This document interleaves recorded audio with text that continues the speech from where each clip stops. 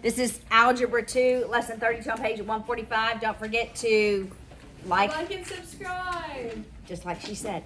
And turn on Notifications. There we go. Great Algebra 2 class. Okay. The quotient theorem. What do you want? Leave a comment. Leave a great comment. And an encouraging one if you have something negative to say. Make it encouraging. Thank you. Encourage me to do better. Got it? Okay, there we go. The quotient theorem for square roots. All right. If I have something like the square root of 3 over the square root of 7, that is the same thing as the square root of 3 over the square root of 7. Yeah. And the square root of 3 times the square root of 3 is what? 3. Correct. It will be the square root of 9 because you multiply under, which is 3. So any radical times itself is just what's under the radical. So the square root of xy times the square root of xy equals xy. Make sense? In algebra, you got a question? In algebra, yes? What do you do if it's, well, does it matter if it's a perfect square or not? Like if you can just take them out. It's any radical times itself would be what's under the radical. So we're not really looking at, well, this would be a perfect square. It makes it a perfect square. Anything times itself makes it a perfect square. Because this really is the square root of x squared times y squared. Which is the same thing as the square root of x squared times the square root of y squared. Which is just x times y. Make sense? Because a radical times itself makes it a perfect square under the radical, so it just becomes what's under the radical. All right, so in Algebra 2, we rationalize the denominator. What does the word rational mean? In rationalize.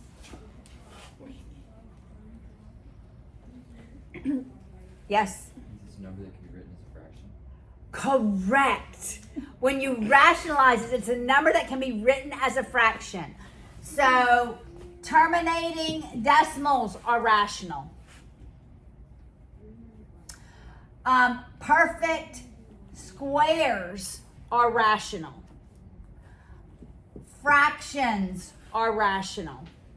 What's not rational is square root of 3.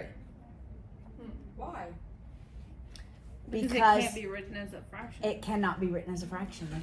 Or a terminating decimal. Pi is irrational because it has no, this is irrational. Because it doesn't have a terminating decimal.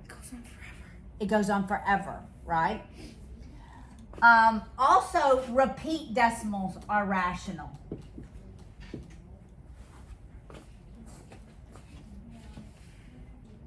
Wait, but don't those go on forever?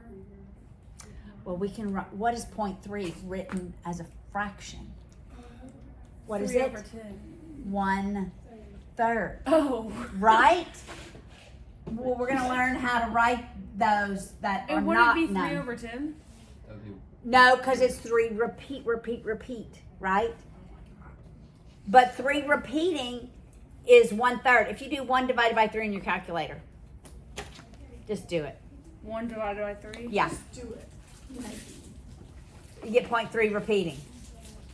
Yes? Yes. If you do 2 divided by 3, what do you get?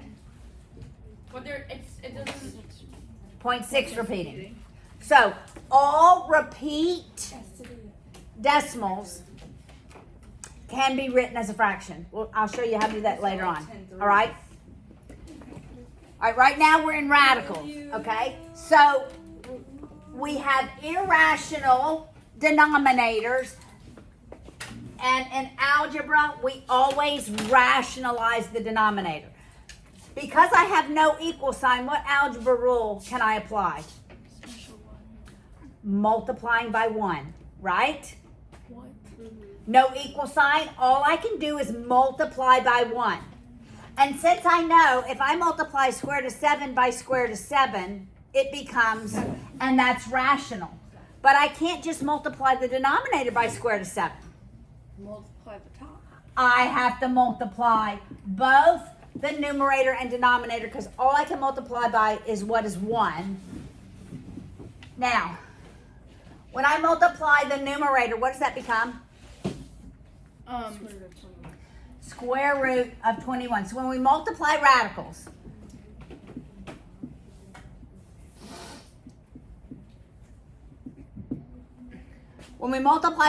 we multiply outside the radical, 8. 2 times 4, Square root of and then we multiply under the radical. This is sort of like a coefficient. All right? Yes? I thought we already did this lesson. Is this like a review lesson or Well, it's gonna become a little more complex, Okay. right? So that's the square root of 21 over 7. Now, what happens when we have radicals that are added? Square root of 2 fifths plus square root of 5 halves. All right, what is true about these two? What? They're what? They're reciprocals. Okay, so this is going to be a pattern. They're always going to be reciprocals. This can be written as the square root of 2 over the square root of 5 plus the square root of 5 over the square root of 2. I'm going to add them. So I need to make the denominator a rational number and then go to a common denominator. So my first step is rationalize the denominator. Not D, rationalize the denominator. And then because I have no equal sign, I'm going to a common denominator. All right? So this first one, I'm going to multiply by square root of 5 over square root of 5. What should I multiply this second one by? Square root of 2. Square root of 2 over square root of 2. Got it? All right, what does this first term become? Square root of 10 over 5. plus square root of 10 over 2. 10 over 2. All right, what would be the common denominator? 10. Okay, so what do I have to multiply this one to make that denominator 10? 2 over 2. And the second one? 5. 5 over 5. So the first term becomes 2 square root of 10 over 10 plus 5 square root of 10 over 10. 5 square root of 10 over 10. Now, do I have like terms? I do. So I'm going to add what looks like the coefficients 2 and 5. Got it? Because square root of 10 over 10 is the same in each. So I add 2 and 5, and it becomes 7 square root of 10 over 10. All right, so what patterns can we draw from this? I'm going to erase this one with the 7s and 3s. We begin with a 2 and a 5 and a 5 and a 2. What is in the denominator and under the radical? 10. 2 times 5. That's going to be the way it always is. So if I had square root of 7 over square root of 3 plus square root of 3 over square root of 7, what's going to be under the radical and in the denominator? 21. I just don't know what that's going to be. Is there a way to figure it out? Add them. Is it 10? No. Oh. It's not always, because sometimes it's plus, sometimes it's minus. And the coefficients are always different, right? Sometimes they're going to have a number before them. However, when you finish a problem, your brain should say, is what's under the radical and in the denominator, that times that. Right? It should always say that. All right, look at example Look at example 3 on page 146. All right, we're rationalizing the denominator, then going to a common denominator because there's no equal sign. Now,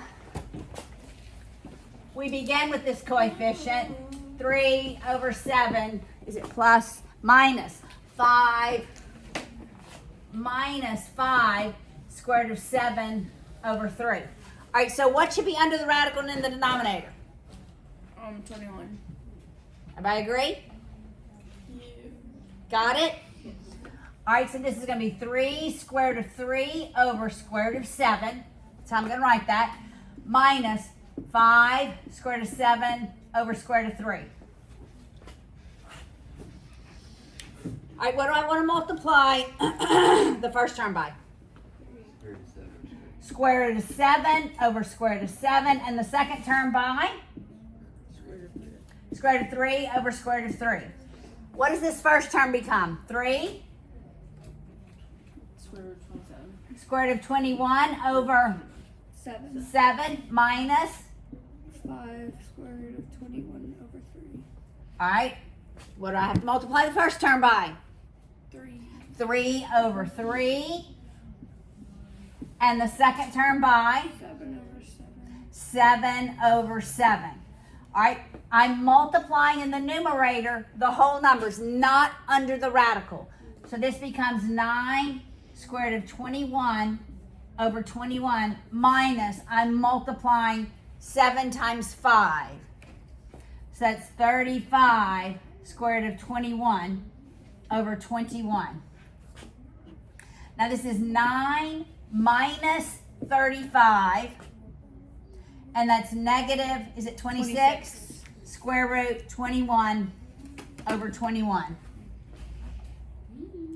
Then I ask myself, can I simplify 26 and 21? No. And I can't. If I would have had negative 24 square root of 21 over 21, I can simplify not what's under the radical, but this, both Divided 3 by goes into 3. both of them, right? 8, 7, so that'd be negative 8 square root of 21 over 7. So initially, your initial numbers before you simplify are going to be radical denominator 3 times 7. But then you may have to simplify. Make sense? All right, look at 32.4. Radicals is what we're doing in pre-calculus today. It'll be slightly harder, but literally what we learn in Algebra 2 is typically what I'm also teaching in pre-calculus, but on a higher level. Minus 5 square root of 7 over square root of 2. Okay, what are we expecting under the radical and in the denominator?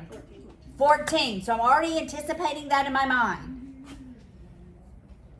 So I multiply the first term by square root of 7 over square root of 7 because of the rules of algebra, right? I multiply the second term by square root of 2 over square root of 2.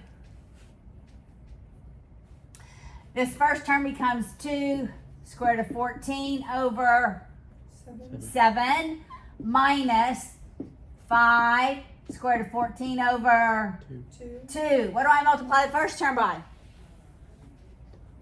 2. 2 over 2. Because I want the denominator to be 14. And the second term by? 7 over 7.